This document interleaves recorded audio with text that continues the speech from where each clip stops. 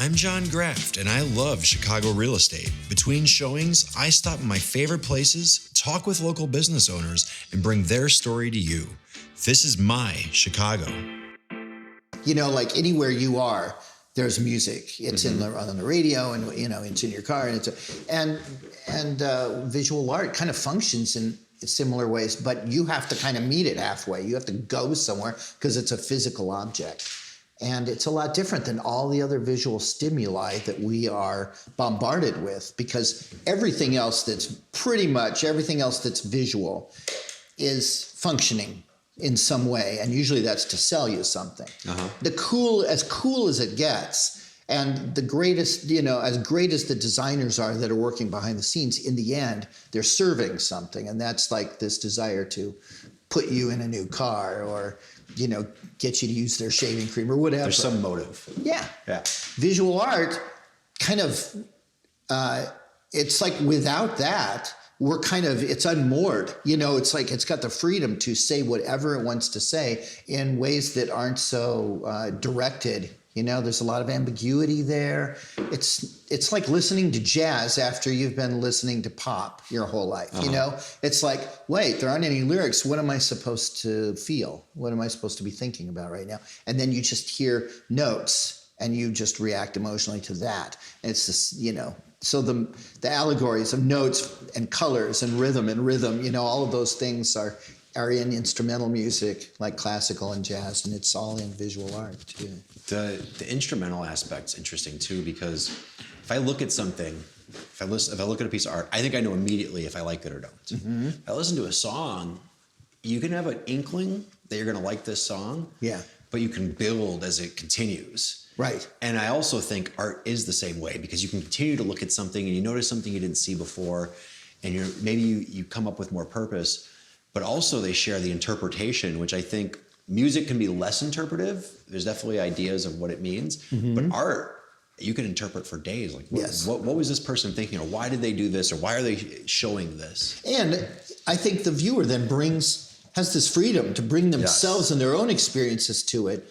And that's when that whole there's no right answer thing it comes into play. And it's like the right answer is what you decide on with the artist. Yeah. There's a lot of room for interpretation. And I think that, it doesn't demand, even music is a time art, theater is a time art, film is, and paintings, they're just there. And so it's really about you. Am I going to look at this for 20 seconds? Or am I going to look at it for an hour? And I just went to the Art Institute with my wife the other day, and we have a membership, and I don't know when the last time I actually went there. I'm like, you take it for granted because it's in your town. When they go to another town, let's go to the museum. And, and there was one area of the museum that we wanted to go to. To get there, we had to walk past like Monet and Van Gogh and stuff. And we're just going, check it, and kind of glancing at it. But we got to get to that's insane to me that I would or that even when you're paying attention, you're only really, after standing in front of something for like 15 or 20 seconds, you start to get fidgety, because that's just not how we live our lives. Not anymore. No. Yeah. I mean, editing is like this. And so you just can't stop and look at something for a long time. It doesn't seem right. So, I'm constantly reminded that I'm as guilty as everyone else when it comes to that, and that you really have to settle, you have to just slow down. And maybe that's the cool thing about visual art, is that it encourages us to slow down from the visual pace that we're accustomed to. So I think that every time I introduce a value like that to somebody, like you put this in your home, it's going to change the way you hang out in your home. It's going to create a vibe. Yeah. And it's not always good. See, that's why you have to have important art, right? I'm a big fan. I tell everyone, every place I have, the walls are white. Actually, paper white is the specific color. And an architect told me that once, and he was like, the walls are supposed to be colored with art. Yeah, And I really that's a good architect saying that. And Not all of them think that. Yes, and I really took it to heart. And ever since, I'm always looking for the right thing for this room or that hallway or whatever it may be. Yeah. And it's hard. It's so hard. And it's also, you're constrained by your budget. And I don't ever want to buy something. I'm either going to buy something that has no value and it's just for me and I think it fits here for the right reason. Or I'm looking at it like, is this going to appreciate? Is this going to be a good investment? Right. What's going to happen with this artist? And how do you choose those things? And when does decorating stop and collecting begin? I like that, yeah. Like if I'm trying to just decorate a wall, then it's just about like, dimensions. It's got to be this high and this wide. Probably want to match that color to what's going on with the pillows over here and stuff. Has nothing to do with meaning and it's not going to sustain you in your home, I don't think, over the long haul. But if there's a painting that you are connecting with and the more you look at it, the more you get from it and stuff, and then it grows with you over time. And it doesn't even have to have the same kind of decorating motive, like it's really fun when you see the light bulb go off with a client that matching something to something else isn't necessarily desirable. Like, because you're going to throw those pillows out in 6 months. Right. And what are you left with? So it's such a funny concept of choosing your artwork based on the fabric, right? Or the color in that room. So often is the case. Though. It should be start with the art piece, move throughout the room. And get it because you love it. Your motivation should be like, man, I'm really connecting with this. I'm local realtor John Grafft. Check out our YouTube channel, Grafft Real Estate, for the largest collection of curated properties here in Chicago. Whenever you're ready to buy or sell, drop a line, let's talk. Thank you for watching, and I hope you enjoy this interview. How do you choose the artists on these walls? Exactly what we were talking about. Like, I have to have that kind of connection myself. It gets back to that vetting thing. I'm not trying to be all things to all people.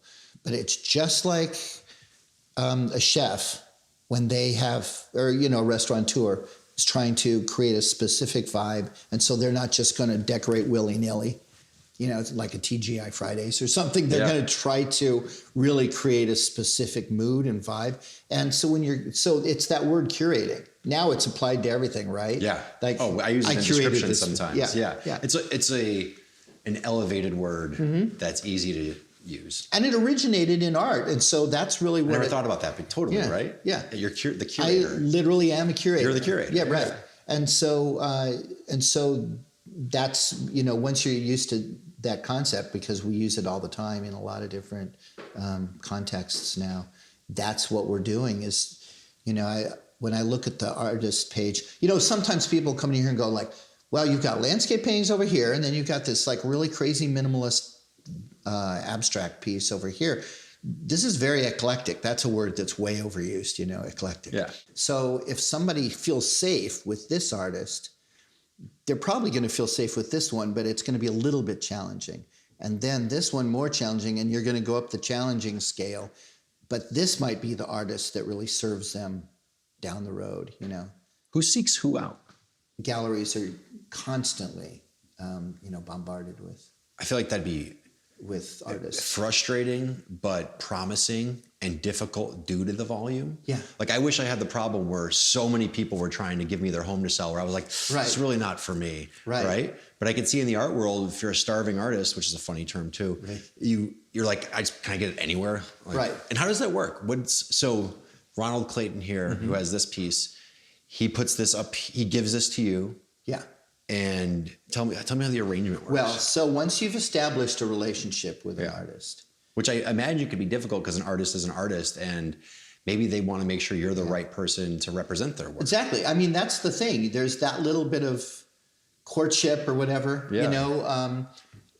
but there are a lot of artists, and there aren't a lot of galleries. There are many more artists than there are open slots in galleries. A lot of galleries already have they've got their kind of group of artists kind of locked down to an extent. I mean, I think the good galleries always are keeping an eye out, but it's hard.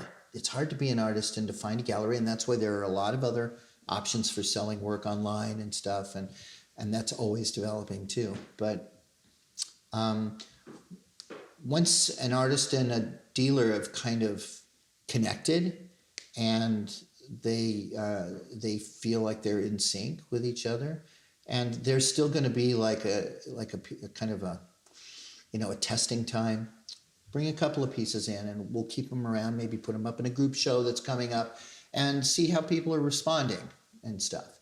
But you either believe in it or you don't. Yeah. So sometimes people don't respond right away, and then you've got to, it's testing you then. Well, do I believe in myself? Do I believe in this artist because I really connect with it? Because I don't believe I'm the only person in the history of all things that connects with this thing. I'm not that special. Mm-hmm. There are other, people that get this too. And then they, and so then you kind of continue to promote the work, and then you start to see people kind of engage with it and become interested in it. So to your question, when they bring the artwork in, that is their current stuff that they're working on, there's the establishing of price, and that's kind of like what the market would bear. It's not as mysterious as I think some people make it out to be, but it's usually people are already in a career. Like when they get to the point where they're showing at a commercial gallery, even if they're young artists, they've already been showing their work in exhibitions, nonprofit exhibitions and for-profit exhibitions and pop-ups and small art centers and small museum spaces. And you start to feel where you're at in comparison to other people, and you see what their prices are. And you've been selling probably since you got out of college, and you kind of test the market, right? You kind of push against that envelope. If I'm selling out all the time at an art fair, maybe every summer, maybe you raise your prices then. And so maybe you don't sell as much, but if your prices are 30% higher, then you're still okay. You're still kind of at that same point. But you've got, in any business, I think you'd rather have a higher price point than sell more work, right? Mm-hmm. You'd rather be on the quality than the volume side of things. Right. You don't want to be paranoid all the time. I got to have more work, and stuff. But you don't want to go too far, and then suddenly your market cools and you're sitting there with, closets full of your own work that wouldn't go. So it's a delicate thing to find that price. Gallerists are supposed to help with that. And you start kind of low and, work your way up. So you take these pieces, they're on consignment. So you get a commission when you sell something. I'm sure the word commission seems familiar to you. Yeah. So yeah, like that. And then you're involved in promoting that artist, just like making sure that they get seen by your audience, and your audience these days expands well past the brick and mortar. How do you get people in the brick and mortar, and then how do you expand past that? Well, it's a lot of ways, and being around for a while has helped. How long have you been here? So it's been Addington Gallery since 2007. Okay. I was a partner in a gallery before that. Mm-hmm. When I bought the business and it became Addington Gallery, I hung on to a number of the artists that I was already representing, brought in a lot of new artists from Chicago. And, so yeah, in this space since 2007. When you're selling this, you said outside of the brick and mortar, what does that look like? Well, advertising, mm-hmm. Mailing lists. You develop an audience through social media. It's like a lot of what a lot of other businesses. A lot of businesses are always kind of trying to find the right formula. I imagine when you have clientele, you might get a piece of art and you're like, this is perfect for so and so, right? And you're like, this would go great in Donna's condo on Michigan Avenue, whatever it may be. Right. There's a lot of galleries in Chicago. It seems like more than I ever thought until I looked into it. Yeah. And you see them in West Town, you see a lot right here in River North. Mm-hmm. You see them all over the place, but more in those two areas, I feel. Mm-hmm. Is this a large art community? Yeah, and it's been a real personal community too. It's been great over the years. Galleries have come and galleries go, and they move around. They've all been really supportive of each other. And here in River North, where I've been for many years, it's been great to get to know the other dealers. And when you could all offer different things, right? Which is cool. Like if you walk past 5 galleries, they're all going to look different.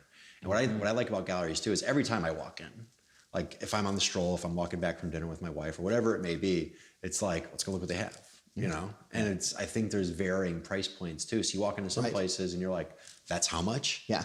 And that could be because it's too high or because it's too low, like whatever it means. And sometimes I get surprised. We did an interview with Frame Chicago at the Clybourne and North Avenue, more or less. Okay. And they have some really cool stuff in there. And it was interesting seeing the framing and learning how much the framing can be. Like the art was bad enough, maybe that hurt. Yeah. But now I have to put it in what? And, and what's this costing? And you have different options. Like there's so many upgrades on that too to protect it. That was a whole space that I knew about. Like, framing is expensive, but to hear where it can go and the thought process behind it was really intriguing and interesting. Yeah. I think framing can be vastly important. We have some artists here where framing really has to do with it has so much to do with the way the artwork is presented. Yeah. And sometimes it becomes something that enhances the actual meaning of the work. That's what I saw. When we were at that frame shop, I was like, this is a better piece because of the frame. Exactly. And that was kind of this guy's specialty or that shop's specialty. And you could see it. Like everything they were framing, the work of art was nice. The frame made it real nice. Yeah. But there's also this utilitarian aspect of framing, right? Yeah. Like if you buy a work on paper, which is a huge part of the industry of making art. Treat me like I'm 5 years old. So any kind of drawing or watercolor or pastel, just about any media can be done on paper. It's a common support that's been used ever since it was invented. It's sometimes a good entry point for a collector to collect maybe prints where they're created in a multiple. They're still considered original works of art. They're hand pulled, maybe it's an etching that there's a small edition of them and they're all hand pulled by the artist on an etching press or whatever. And what does hand pulled mean? Well, you've got the etching press and which is basically replicating the piece of art. This big thing. That's right. So you've got a plate. The paper is placed on it. Often the paper is wet and it's placed on it, and then you're hand cranking it, and the big the big wheel turns. So it's a manual, physical process. Yeah, and it pushes through and it presses the paper into the etching plate, which has been inked. And then the ink has been wiped off, but the ink is still in all the little etched lines. I imagine creating that plate is the most expensive part of it. Well, I don't know so much expensive. Like, if you're using copper plates, copper's expensive. But it's really that's where the artwork happens, is when the artist is drawing on the plate. Oh, so walk me through this process. I know nothing about how to make a print. So if I want to print my stuff, I go to a print place. And then what happens next? Like a printing house, like for an artist can go and say, like, I have this idea for an etching. And so there are a lot of different ways to make prints. One that I used to do was I would take a copper plate and a layer of, I think it was asphaltum is put on top. Someone's going to correct me but it's been a long time. But then you take a needle or like a pointed stylus and you draw into that protective surface that's on top of that copper plate or a zinc plate or whatever. And you draw into it. And this is what like Rembrandt did, for instance. Okay. So a lot of great, etchers throughout time, but he's one that I like. And so they would draw spontaneously right into that surface, which exposes the plate. Then that plate, which has got that drawing on there, and you can see the copper lines then, that's placed in an acid bath. And the acid eats into any exposed metal, but most of it is protected by that black layer of asphaltum, right? So it's etching into that surface, and then afterwards, another solvent is used to get rid of all of that protecting material. And you're left with a copper plate that has these sunken lines all through it. Then you take ink, like black ink that's kind of thick, like a putty, and you scrape it across the surface a soft, like a squeegee or something, Okay. and then rub it into that surface with soft cloths. And as you're doing that, you're wiping the ink off of that copper surface, but it's staying in those grooves, those lines, right? And that's creating the plate. That's like right. Then you print it right Then you're after ready that. to go. So then you Okay. wet the paper, you lay it on top of that, you put a blotter on top of that, and then incredible amounts of pressure are applied. This big metal roller, and there's a big gear and another gear, and you're cranking it, and it pushes through, and it's pressing that, everything down, and the wetness of the paper allows it to conform to those little lines. And then when you pull it off, all that ink is transferred. And, it's like the first printing presses. Prints always cracked me up because it's like, how do I know how many there are? Well, right? if it's not numbered and signed at the bottom, then that's definitely worth asking. That means you're not being provided the amount of information that you should have. But if it's done right. Also, how I have something that's a print. It's like X out of however many. Yeah. But then I'm like, well, how do I know you didn't make another batch? Yeah. Well, who's policing the artists? Yes. I know, really. No, I think it's kind of an ethic that people that are involved in that community, they really care about the ethics of that community. Yeah. So, I can't speak for all artists everywhere in all times. And of course, there have been controversies about that, in the past too. But every printmaker I know really cares about making those kinds of decisions. And so if they say there are going to be 100 prints in this edition, then they do it. Now, they can take that same plate and continue to work on it, draw and scrape into it, and often do, rework it. They've got an image there that they think is cool, and maybe even as they were printing that edition, they got to maybe number 57, and as they keep looking at that image, they go, I could have made that background a lot darker, and it might have been cooler. So they're improving on the process as they go through. There's the opportunity to make another print, and they can continue to make those kind of adjustments and have a new edition. So there are a lot of ways to continue it. How do you decide how long something stays on the wall? Well, we have a fairly established schedule here. Okay. So every 2 months we change a show. So that means, and it's going to take us at least a week to turn a show over, take down whatever. When you say work show, is that what's on the walls? So currently? an exhibition. Okay. Which is going to be this room here. We're going to do often a lot of solo shows, solo exhibitions. So it'll be the single artist who's been working for maybe a year to get this much work done, or half a year, however, what speed they work, and the scale of the work has something to do with that. And you put together a show that's going to look good in this space. And then it's up, like, let's say, for instance, let's start at the beginning of the year. A lot of the galleries in the neighborhood coordinate. We all coordinate our openings. So, so that's great for the viewer, right? Yeah. So you've got to go from one place to the next. Exactly. And maybe I was going to say we're starting in January as we talk about this, but let's not start in January because you don't have as many people out walking the streets in January, but like in the summertime, for instance, or spring. So our next one is going to be in March. We'll probably get a good, that's just coming up in a couple of weeks. So on March 3rd, it's the first Friday of March, and all the galleries in the neighborhood are probably right now in the process of selecting the work and arranging it in the room, and they're going to start hanging it on the walls. And then that night, from like 5 to 7, 5 to 8 p.m., depending on the gallery, it'll be open. It'll be the debut of the show. The artist is often there, available to talk about the work with anybody who comes in to view it. That's always fun. A lot of people like to come out and see their friends. It's like, I haven't seen you since the last opening that we went to and saw it. The artists' friends, other artists will be there.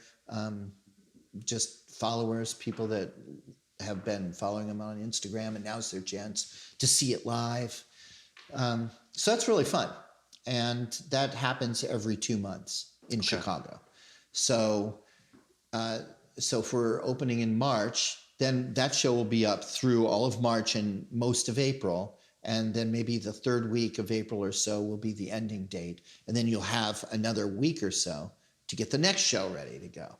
And that's nice. You have an ever evolving. And then that'll be in May. Catalog of work, basically. Yeah, that's right. And so does the artist then take their work back, or does it go in the back, or? It really depends on the artist. So Okay. I feel to effectively represent an artist, I want to have a really good selection of their best works available here in the gallery, even if the exhibition is not featuring their work that month. Somebody has to feel confident if they walk in and they are interested in that artist, that they can come to me and get immediately an opportunity to select from some of their best works Well, that are available at that time. I'd imagine a lot of people come here after the exhibition starts or after it's ended because they heard about it and then they just didn't make it here in time. That's so funny that you'd say that. Absolutely. So I feel like you'd have to have at least one piece of everything in the back. That's right. And then it's almost like it's in the back. You know, it's not even on the walls. It's kind of Oh, special. right. I There's think a little that's prestige or mystiqueness to it. you're really nailing it. I think I think that's really true. I think, and I know this because I've bought artwork, and it happens a lot when you go on vacation, you go on trips. Absolutely. Whenever but someone you brings you to wanna- the back, you're like, okay. You want to peek around, and if you're getting that special tour that takes you into the back room, this might be the piece that you found that no one else was paying attention to, and so you really immediately kind of bond with that little painting or whatever. And that's happened to me before. I know it happens to other people here. On the other hand, some people want to be here on opening night to see that artist, and I often know that some will actually contact me from other locations around the United States and say, can you please send me all of the images in advance so I can take a look at them, hoping to maybe put a piece on hold if it's something that they really That makes think they perfect want. sense. And that's the out of the brick and mortar experience you were talking about. Right. So And they'll do that by coming here too. They'll come to the show maybe an hour before the opening or something, or maybe right at the beginning of the opening because they want to first crack at whatever is up. And so it's always exciting to see that. while Adam was setting up, we were talking about how someone from Apple came here. Can you talk about that? Yes, I believe that would be okay for me to talk about. They're doing they're working on a production, and they started off just wanting to talk about the business with me.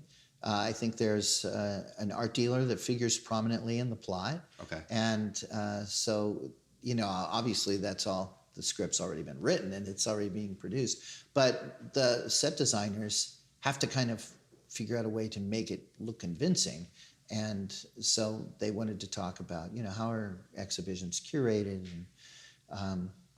And then we, obviously if I'm going to be talking about that, I'm going to be showing the artists that we have. And so I spent a lot of time discussing the different artists that we represent with their team. And you could tell that they started to engage with certain artists in the gallery and connect with some. And so they're always thinking about the spaces that they have to dress. And, like in this home that's going to be seen a lot, this wall is going to be prominent, this wall is going to be prominent. What's going to work, what's not going to be distracting, but what's still going to be powerful in that space. We have to believe that this person who lives here and works in the industry, I mean, they're going to be choosing the best work for their own home. In their home, right? Yeah. Yeah. So there was a lot of discussion about that, and in the end, then they make a choice. What was new to me was the idea of renting it. Yeah. So they're not purchasing the work from the artist. They're putting it on screen, they're putting it on the walls, and they're holding it for X amount of time. And then what I liked what you told me was that they're not buying it too, because then it would just die in a warehouse somewhere. That's what they told me.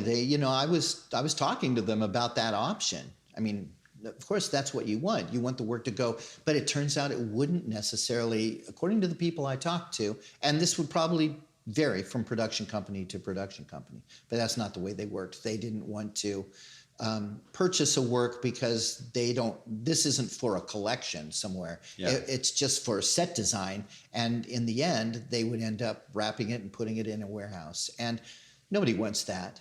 the artists want to know that the work is being experienced and enjoyed over the long term by people that care about it. Some of our artists have worked with, with different production companies for years and have various degrees of experience with them. So it's something to be aware of when you're watching a television show now, right? To look at the walls that are behind. Now I'm going to pay more what's attention. going, right? Because that's all artwork that is, in most cases, that's original work that they've rented specifically to say something about the characters that are occupying those spaces.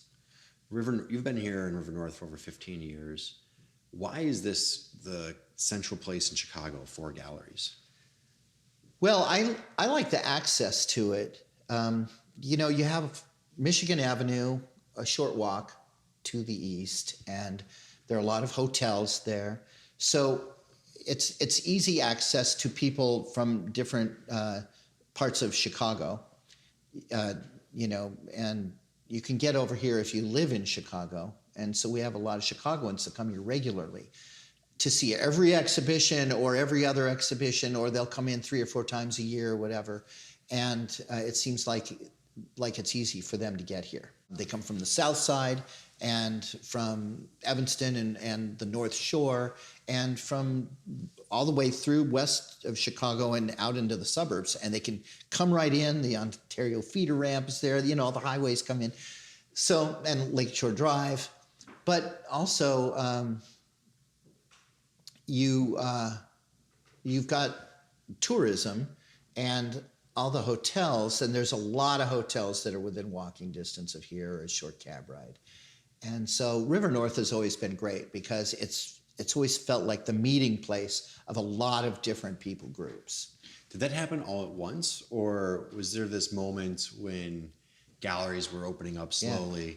Like, do you remember when that happened? When this area started growing? That actually predates me, believe it or not. And when I was a student, I went to Illinois State University, and we would come up here. Some students would pile in a car, and we'd come up for the weekends and hang out and go to clubs and stuff, and go to art galleries too, because we're art students. And I often would get in conversations with dealers because I knew that down the road, this is where I wanted to be. Not necessarily running an art gallery, but certainly as an artist exhibiting my work. And so it was really fun to have conversations with dealers when they weren't too busy and they could spare a minute or two. And I'd ask them a lot of the questions that you're asking now.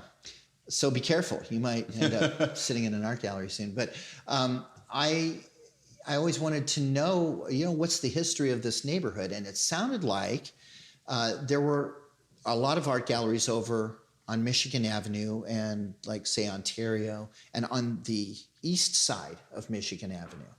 And in the early 80s, a number of galleries started to make the transition over here to River North because there were a lot of empty buildings, a lot of empty spaces. There were huge warehouse buildings over on Orleans, and that's a sad story because a lot of that burned down in the late 80s. But this is the early 80s still, and so people were filling these places with art and galleries. And artists were, it was affordable enough that some artists were setting up their own studios in this neighborhood even.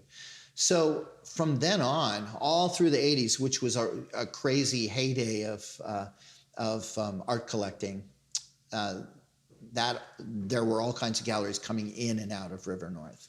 And when I started coming up here, I guess it would have been the very end of the late 80s and early 90s, dating myself a little bit there. But, we saw that excitement happening still even in the 90s and all through the 90s. There were a lot of the galleries had made that move by then, and River North was like a center of activity. And that was really before the West Loop. And I think then the West Loop started to really develop.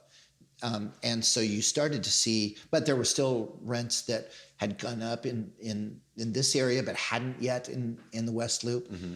There were a few restaurants over there. And so galleries started to move over, and there was a there was kind of a heyday of galleries in the West Loop too. So River North kind of maintained its presence as a location, a destination to go, and then the West Loop came into its own, and now you've got West Town, and some galleries have moved from River North to West Town, or from there were a few that were still over around the Michigan Avenue area, and they went straight over to West Town, and then there's some in the West Loop that have moved.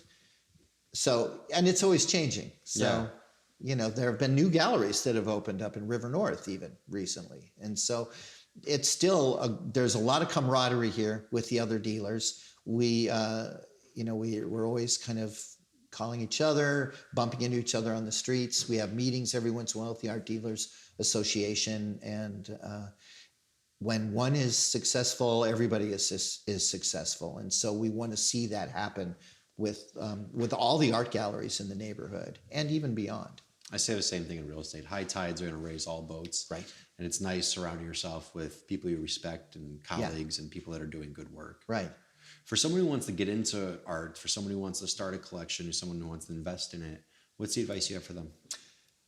Learn about it and enjoy the process. And that's a huge thing for us. We really want people to enjoy themselves when they're here. So it's not just about, are you here to buy art? You know, it's about like, come on in and look around. And, you know, I try to be sensitive to, you know, to people in terms of how they like to engage with artwork.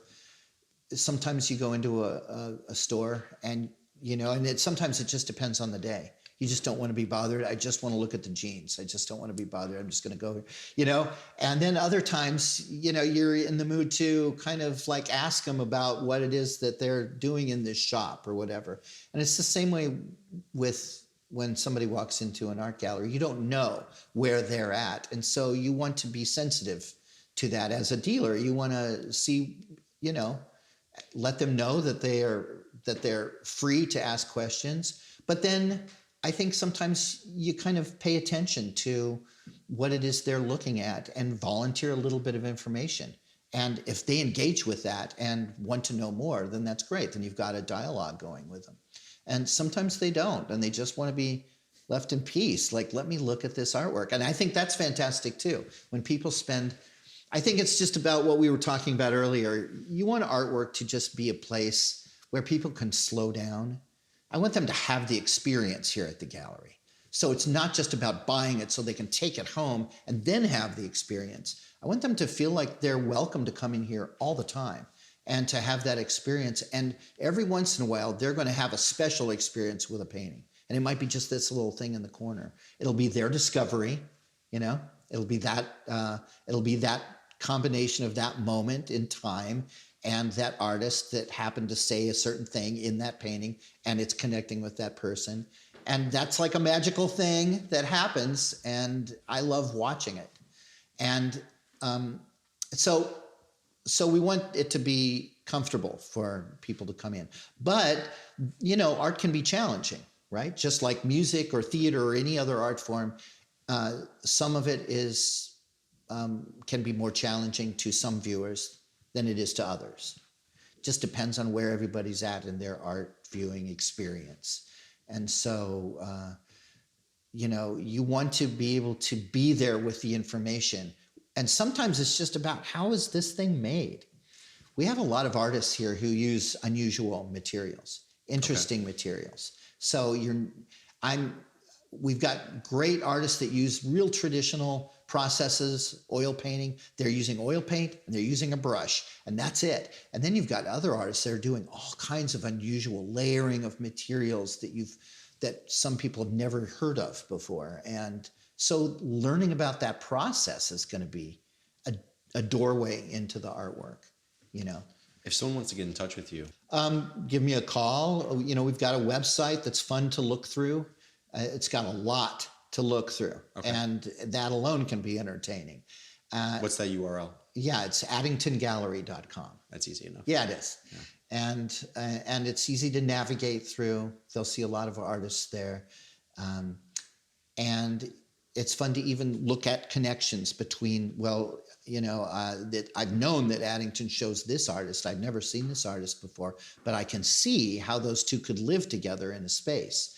And so that's another thing that you can often see happening here at the gallery, and you can imagine that experience being translated into a living space. And we see it all the time, where someone comes in for a certain artist because they've already bought that artist and they like that artist and they know that they do. And so they'll come in, maybe they're going to get a second piece by that artist, but then they see someone else and they go, well, those two really connect nicely.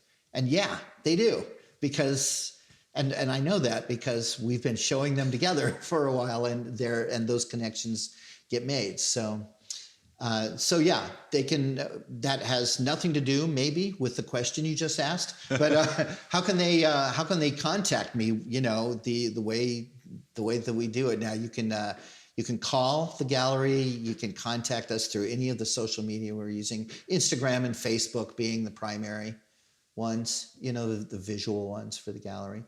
And perfect. Yeah. Dan, a lot thanks of so ways. much for doing this. Yeah, I you really bet. Appreciate it.